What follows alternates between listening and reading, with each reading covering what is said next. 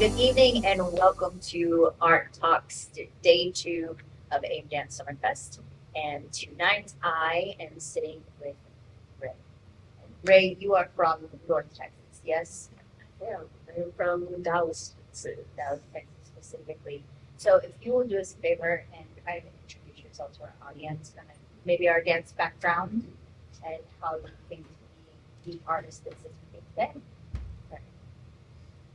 Thanks. So yeah, North Texas. I grew up in a suburb called Plano, and I knew I wanted to dance by the time I was like 5 or something like that. Um, Enamored by competitive dance when I saw it, so I insisted I had to do that. Ballet, modern jazz, all of that spiel. Went to UT Dallas for college, and at first thought, well, I can't do dance professionally, as my parents suggested I pursue something else. So I was studying biochemistry, and by the end of the first semester, I was like, I simply must dance. And I tried just doing dance for a hot second and realized that I needed to do both. So I got degrees in biology and in dance performance. And by the end of it, I realized that I loved choreographing just as much as I loved performing. And around those college years, I started performing mostly with theater companies in the area. I just loved the theatrical side to my experience. And now I am primarily involved in the Oakland neighborhood of Dallas. So I work with folks like Arts Mission Upland and Agora Artists, just as an independent performer, choreographer, sometimes instructor, arts admin, organizer, the multiple hats you often wear. All the things, yeah. So can we talk a little bit about, you ended up double majoring biology dance, and that led you to choreography, and that led you to creation, to composition. Is there for you a tie-in between that biology and dance that led down that path to help you find that realization? I think there's always like small touches where these always connect. I think if I find a big overarching theme, I love systems thinking, I guess is a way that I would put it. It's like what I'm working towards at this point in my early choreography career is working on larger groups. And my favorite biology courses were always like microbiology and molecular biology. And I love watching videos or getting in labs where you get to see these just tiny organisms negotiating space with each other and just learning how on different scales how all of our molecules and tissues and things just interact and just exist, and how what are like the quote unquote natural movements of our body in the world. And I loved finding a similar sense of satisfaction in choreography, and which is also a whole other journey of shifting from like needing to control and pre-plan everything versus finding a state where I just find the satisfaction and find how things work. Yeah, that systems level thinking, finding how the parts interact and admiring the whole and constantly zooming in and out. It's common for me of what I love about Okay, it does sound a lot like composition, because you are paying attention to the details of the movement and the moment and how these movements connect and translate with one another, but then also being able to pull out and see this overarching image, overarching context, and how these things thread together. I'm fascinated by this because I am not actually interested in the sciences. But this is a recurring theme for me. And I mean, we had a podcast launch this week, Dance Unscripted.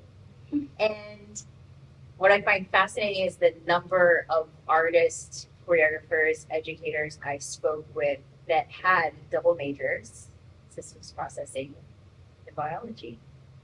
So that's why I'm really curious is the connection for you and how they relate, because to me, in my non-scientific mind, like, oh, those are two different things. They don't connect at all. But then also understanding that it all connects in a certain capacity.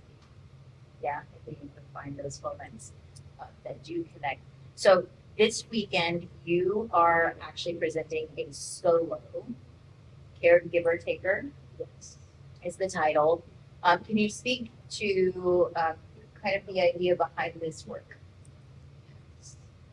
So, let's try this. I came to this work after not having much of a personal choreographic practice for like a couple of years. After like I was doing a lot of arts at work, juggling multiple jobs, and came back to this feeling I just need to make something. I just need to remember that I can make something. And struggling for a while, what do I make a dance about? And decided I just need to throw myself in the studio. In between getting myself to there, tuning into somatic practices, I was like, oh, I have some complex feelings about my relationship to my parents, and in this case, my mother. So it flows between this nostalgia towards the beginning part. Kind of takes me through a bit of chaos, I would say, of how my relationship with my mom has ebbed and flowed through like teenage years and young adulthood, and kind of ends in this place of thinking about how that relationship of being a person who nurtures and the person receiving nurturing changes over time and over circumstance, and just like challenges I have gone through, challenges I have seen my mom go through more recently, and how that's affected our relationship. And when I now, for the first time, feeling like in some ways I take care of my mother, which is something I didn't expect to do at this age. Where most from on a high level. Yeah.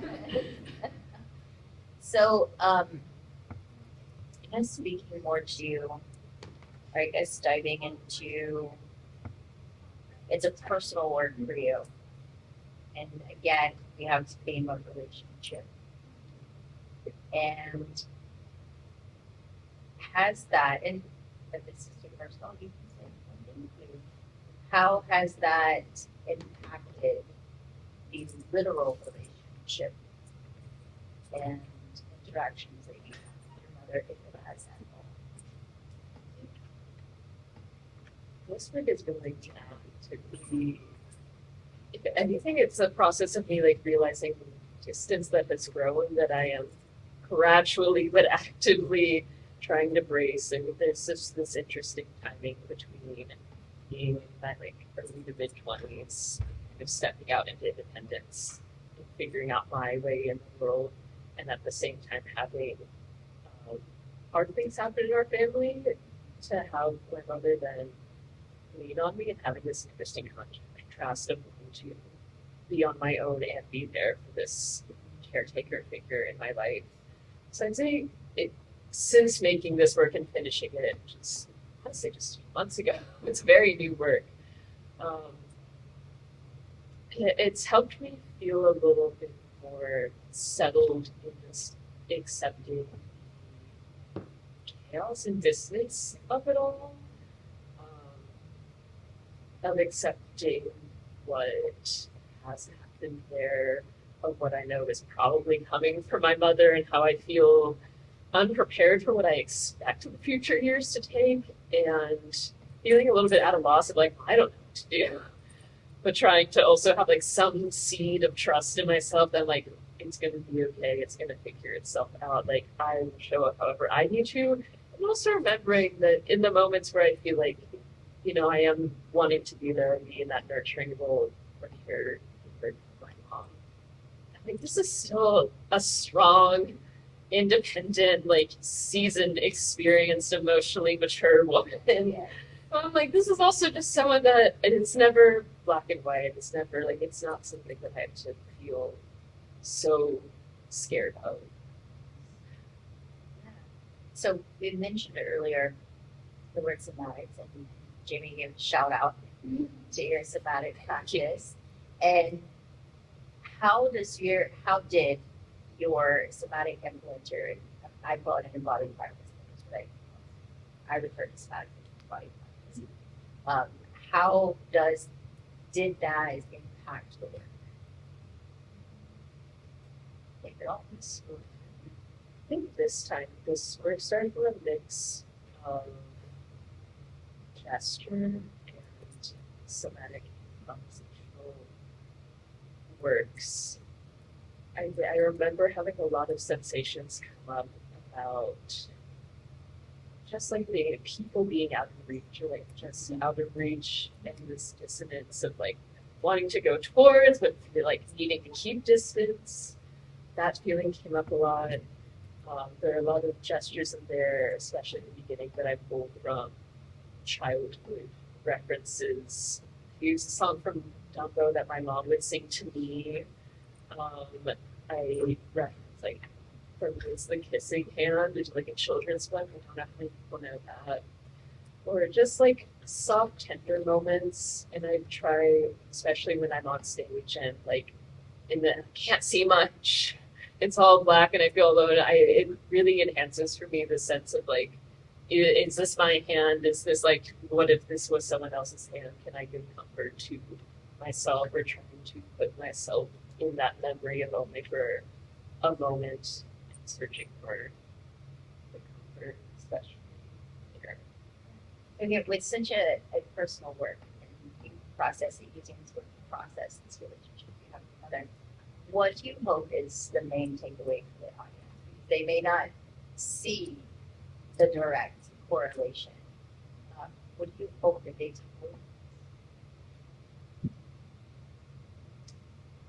If I were an audience member, I think I would hope that hold space for the dichotomy of comfort and chaos. It's that the distance between those two.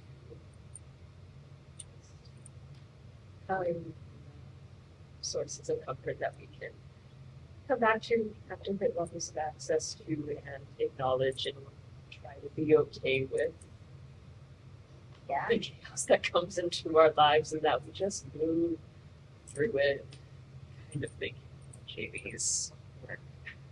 I mean, physically moving through it, moving forward, but also mentally, psychologically, this idea of forward motion is what is the theme that's coming up for me. And